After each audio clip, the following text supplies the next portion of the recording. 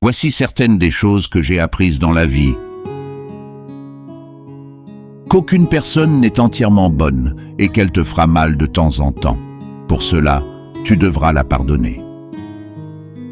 Que cela prend des années pour construire la confiance et seulement quelques secondes pour la détruire.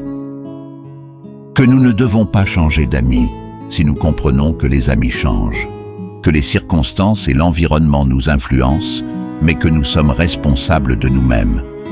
Que soit tu contrôles tes actes, soit ils te contrôleront. J'ai appris que les héros sont des personnes qui ont fait ce qui était nécessaire en affrontant les conséquences. Que la patience nécessite beaucoup de pratique. Qu'il y a des gens qui nous aiment, mais qui simplement ne savent pas comment le montrer.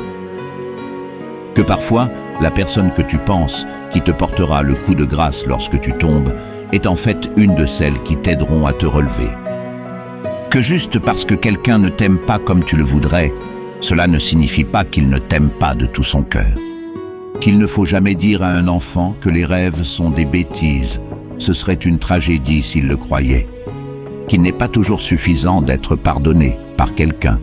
Dans la plupart des cas, c'est toi qui dois te pardonner.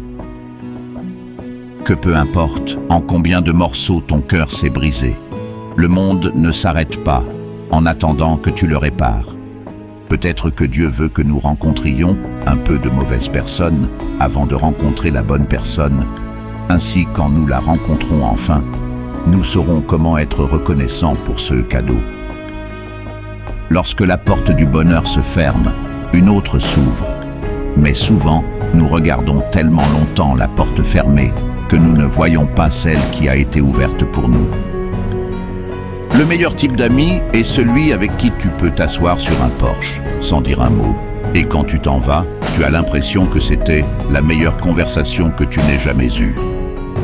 C'est vrai que nous ne connaissons pas ce que nous avons avant de le perdre, mais c'est aussi vrai que nous ne savons pas ce qui nous manquait avant qu'il n'arrive.